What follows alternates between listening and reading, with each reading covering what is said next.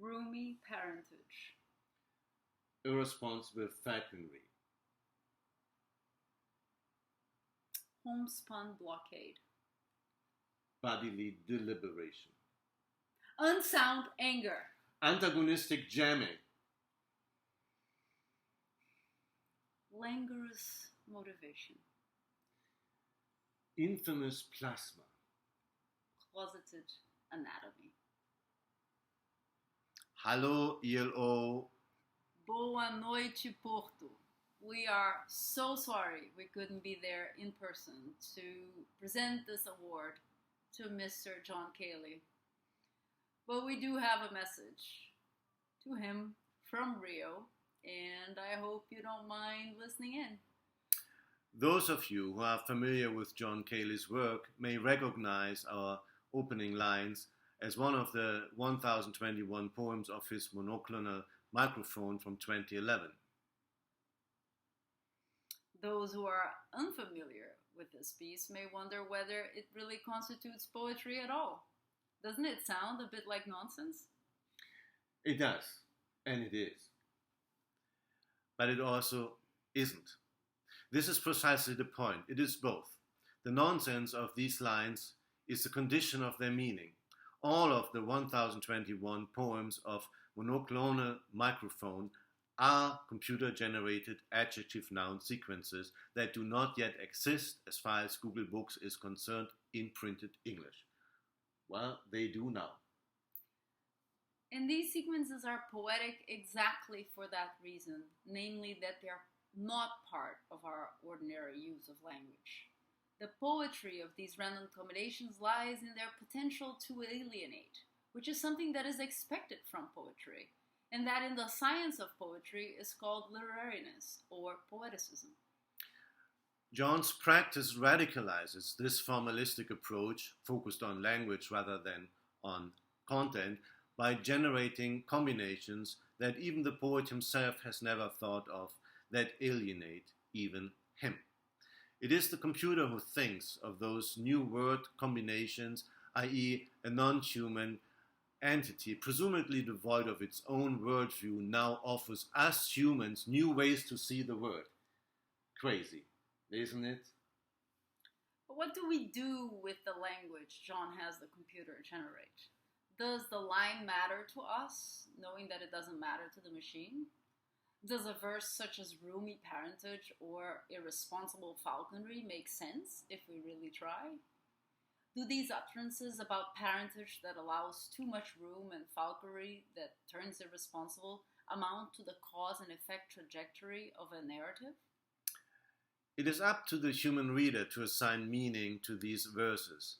It is up to the human reader to respond to the offer the non-human writer makes to answer its invitation to a good old gesture, interactivity in the traditional sense located in the head rather than in the hand.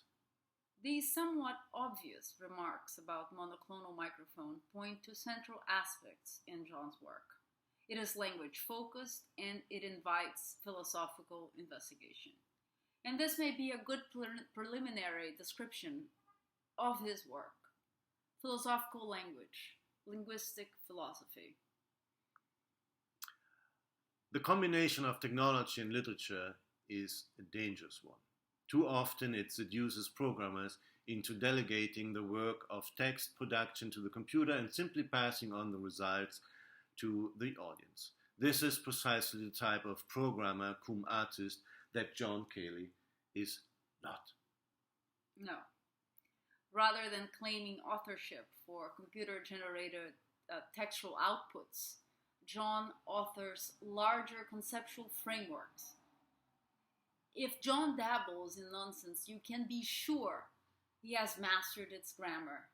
The nonsense will deliberately figure as an aesthetic component in a carefully crafted canvas, which will be anything but nonsensical. Well, that is because John knows that the code is not the text, unless it is the text. To quote the title of one of his brilliant essays, which teaches his readers precisely this lesson. If you haven't read it, do. because he's as insightful a scholar as he is a poet, because he's as much a reader of texts and politics as he is a writer of and on complex surfaces, to quote yet another must-read text of his. John cannot help but anticipate the hermeneutical gesture that will follow his works. His pieces will invariably contain a twist, typically having something to do with the turning of language into a self-reflecting post-alphabetic event. These moving letters require a specific kind of reading competency. Take Overboard, for instance, where a program of carefully designed algorithms allows letters to disappear or to be replaced by other letters, momentarily undermining the lexical integrity of the words.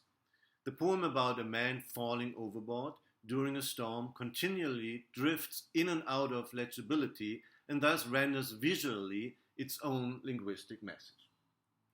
This dynamic, linguistic, wall-hanging, ever-moving language painting with its ambient, time-based poetics, as John puts it, is an example of his sophisticated remediation of concrete poetics and a significant contribution to the history of literary experimentation. Another example is Lands, a piece John wrote for the Cave, his castle at Brown. The visitor is first presented with a layer of text, white letters on dark background, among it the word Lands written in small, dark text on the surface of its letters.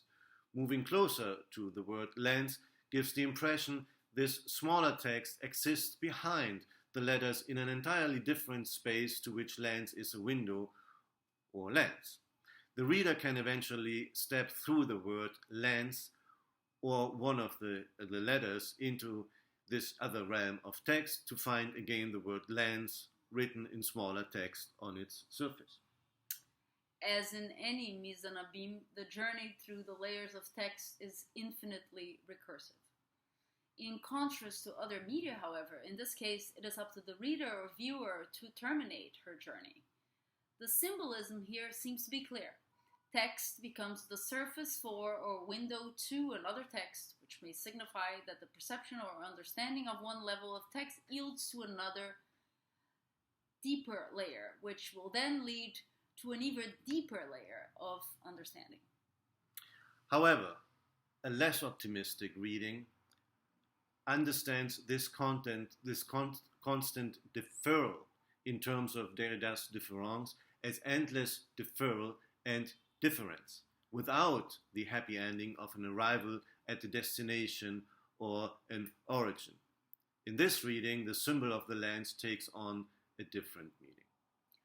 Rather than promising access to the truth, it obscures this access and resembles a trapdoor to the abyss of skepticism, characteristic of the philosophy of différance. Instead of promising the exit from the cave, as Plato imagined in his allegory, anticipating the Enlightenment, John underlines, in the sense of postmodern philosophy, its inescapability. Then there is the Reader's Project, his collaboration with longtime colleague and friend Daniel Howe, where algorithms read a given text in various formalistically idiosyncratic ways, looking for Markov chains and other patterns. Carving their own way through the landscape of text, aside the main sequential road, these algorithmic red riding hood readers turn a meaningful text into something that seems as nonsensical as monoclonal microphone. While with Overboard and Lens, John lifts concrete poetry into the age of digital technology, the Reader's Project is a contribution to the aesthetic of constraints. There are too many works to mention, but we would be remiss not to bring up John's love affair with Alexa, the voice behind Amazon's Echo. For John, Alexa is the first plausible re-embodiment of the domestic robot. Not the type that will lift weights and assemble cars, but the sort that will manage information and human interaction. Alongside Siri and Cortana, Alexa invites the poet to delve into the politics of AI, the power of big software, control by smart objects, algorithmic regulation, and so on.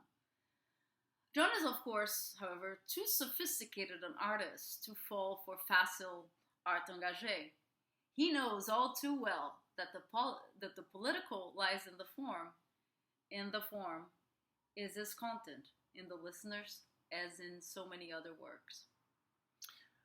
Now, in a world of disruptive innovators, much too busy or downright too oblivious to take responsibility for the changes they themselves promote, it is imperative that artists live up to their vocation, that they act, as Ezra Pound once wrote, as antennas of the race.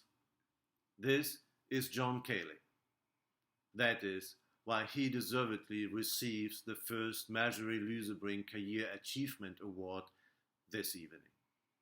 And John does it all with such grace, such humility, such devotion to his craft, his students, his colleagues. And more importantly, he manages to find that exact blend of critique and awe, of openness and skepticism. There's a kind of a wondrous detachment. And it may be what the blind algorithms behind monoclonal microphone had in mind when they uttered the phrase antagonistic jamming. Congratulations, John. Congratulations. We love you. Bye, Yellow. Ciao. Boa Bye. noite.